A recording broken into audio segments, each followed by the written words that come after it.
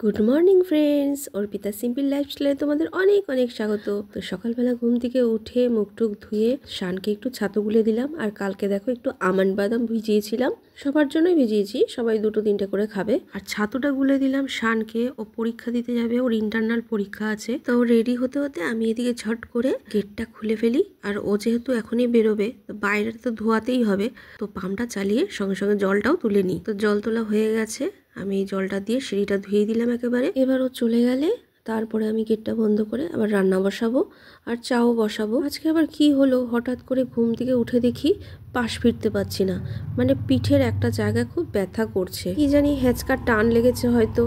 দেখো শান্ত চলে গেল, আর এদিকে ভাত বসিয়ে দিয়েছি, আর এদিকে চাটা চাপা দিয়ে একটু ব্যায়াম করলাম।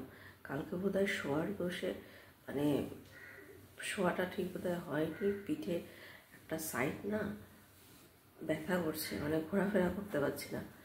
তো একটু ব্যায়াম করে নিলাম, মানে খুব অসুবিধা হচ্ছে, একটু ব্যায়াম করলাম, দেখি কমে নাকি। তো এবার চাটা ছেঁকে নিই, ভাত উঠলে আসবে, ব্যায়াম করতে করতে চলে এসছে, যে ভাত আবার গ্যাসের মধ্যে পড়বে উঠলে, ওই জন্য চলে এসছে। সোনু উঠে গেছে, 7টা বেজে গেছে, সোনু উঠে ওয়াশরুমে ঢুকেছে, আমার হাজব্যান্ড নাক ডাকছে, শাশুড়ি মাও ঘুমাচ্ছে। তবে রান্নাটা করে নিই, ভাতটা তো বসিয়ে দিয়েছি, তো ডাল আর মাছ রান্না করা রয়েছে। সোনু বোধহয় মাছ খাবে না, কালকে খেয়েছে, আজকে বোধহয় আর খাবে না। তো শঙ্কর মাছ রান্না করেছিলাম, তো অনেকটাই এনেছিল, একবারে বেশি করে করে রেখেছি, মানে পুরোটাই করে রেখেছি। কালকে খেয়েছে আর আজকেও হয়ে যাবে, গরম করে নেবো, ফ্রিজ থেকে বার করে নিয়ে আসবো। আর ডালও করে রেখেছিলাম, ডাল অনেকটা করেছিলাম, তো ডালও রয়েছে, ডাল আর করতে হবে না, আরেকটা কিছু করবো দেখি। তো তার আগে চাটা ছেঁকে চাটা খেয়ে নিই। আবার হালকা হালকা ঠান্ডা পড়েছে, বাইরে গেট খুলতে গেলাম তো ঠান্ডা লাগছে ভালোই। তো শানকে বললাম তুই একটু জ্যাকেট ফ্যাকেট পরে যা, ঠান্ডা লাগছে। তা ও গেল, পরীক্ষা ইন্টারনাল পরীক্ষা, তো চলে গেল, সোনুও বেরোবে, তো রান্নাটা করে নিই, ঠিক আছে।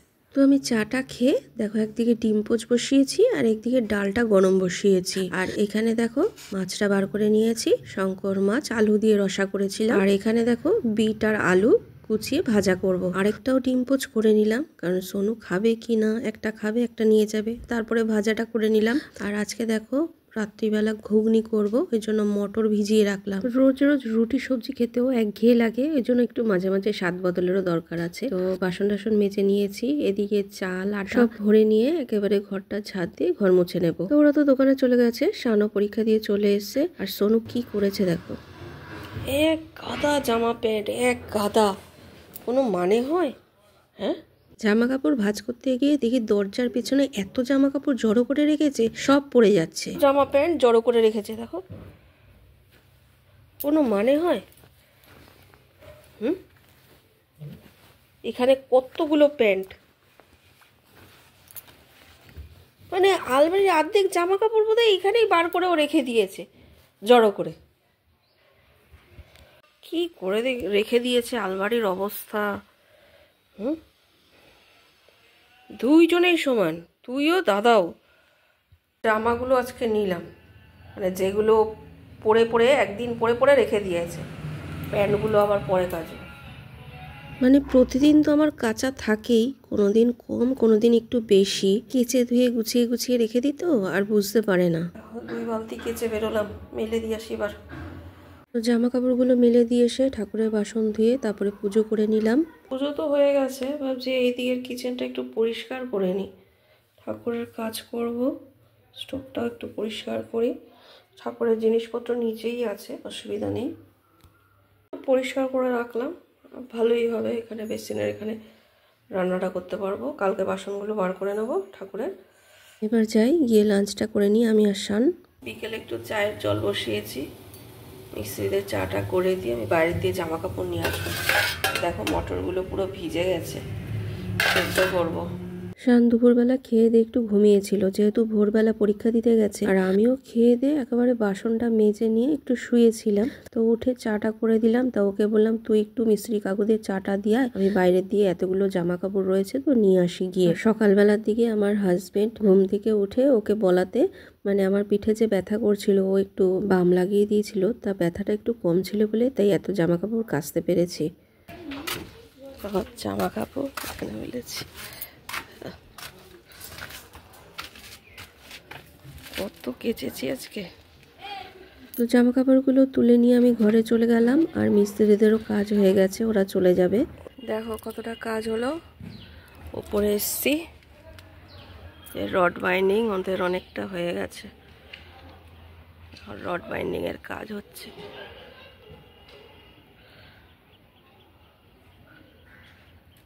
ভেতরটা হয়েছে আজকে, চারপাশও হয়েছে,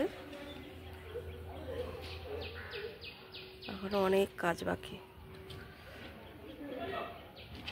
ওরা চলে গেল, আমি গেটে তালা মারতে এসছি। রড বানিয়ে বানিয়ে রেখেছে রিং করে করে, এই যে চাঁদ দেখা যাচ্ছে। সামনে মাঘী পূর্ণিমা না, এই জন্য চাঁদটা বেশ উজ্জ্বল, আর সন্ধে হলে আরো উজ্জ্বল হয়ে যাবে। তালা মেরে দিই,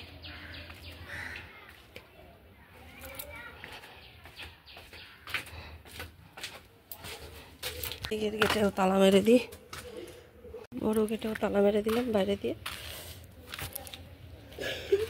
রডগুলো রয়েছে,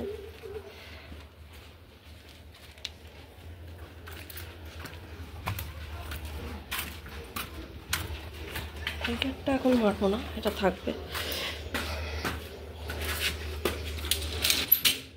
একটু পরেই আবার সন্ধে দেব, সন্ধে টন্ধে দিয়ে এবার ঘুগনিটা বানিয়ে নেব। চাকাটাতে কুচি করে নিয়েছি, হাতে খুব সুবিধা হয়েছে আমার, সেদ্ধ হয়ে গেছে।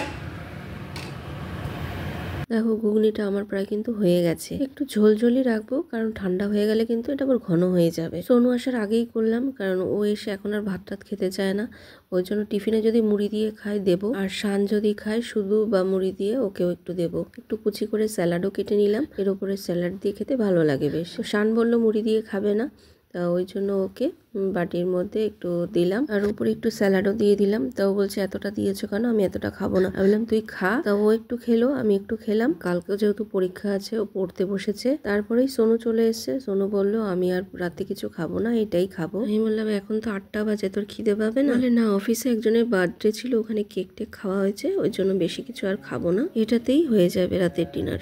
দেখো আমাদের জন্য রুটি করে নিয়েছি। দেখো রুটি তো হয়ে গেছে, এখন বাসন মাজবো। তখন আর বাসন মাজিনি। আসলে কি বলতো, আজকে আমার বোনেরও জন্মদিন, তো বার্থডের কথা বলতে বলতেই তোমাদের বলা হয়নি। তো ওর আজকে বার্থডে, তো ওকে ফোন করেছিলাম সকালবেলার দিকে একবার, তো আমি বলেছিলাম পরে কথা বলবো। তো আমি তো যেতে পারলাম না, আর যাওয়া হয়ও না সেরকম একটা, সেরমভাবে তো আমাদের সেলিব্রেট হয় না, মানে কারোরই না, আমার বলো বোনের বলো বা ভাইয়ের বলো, কেন সেরমভাবে কোনো সেলিব্রেট হয় না। তো যাই হোক, ও একটু পায়েস টায়েস করেছে, রান্নাবান্না করেছে। আর ওর শাশুড়ি মা যেহেতু এখানে থাকেন না, উনি তো থাকে আসামে, ফোন টোন করে সব উইশ করেছে, তো মাও যায়নি। তো ভাই গেছিল, ভাই ল্যাবের থেকে হঠাৎ করেই ওকে না বলে কেক টেক নিয়ে গেছে। তো ফোন করেছিলাম, ফোনে কথা বলছিলাম, বলে ভাই এসেছিলো একটু আগে, কেক টেক নিয়ে এসছে। আজকে ওর জন্মদিন, কালকে আবার ওর হাজব্যান্ডের জন্মদিন, বলে একেবারেই আমি নিয়ে আসলাম। তো ওই কেক টেক কাটলো, খেলো, খেয়েই চলে এসছে। তো এই কথা বলছিলাম বলে টলে তারপরে এই রান্নাঘরে গেলাম, আটা মাখলাম, রুটি করলাম। আর সোনু এসে তো খেলো, 8টার সময় খেয়েই শুয়ে পড়েছে। আর আমার হাজব্যান্ড শাশুড়ি মাও চলে এসছে, তাড়াতাড়ি চলে এসছে, মানে 10টাও বাজেনি, চলে এসছে। তা এখন বাসনটা মেজে নেব, আর ওরা ঢুকলেই হাত পা ধুলে আবার খেতে দিতে হবে। তো ঠিক আছে ফ্রেন্ডস, আবার দেখা হবে নতুন আরেকটা ভিডিওর সঙ্গে। আজকের মতো এই পর্যন্তই রাখছি, গুড নাইট, টাটা।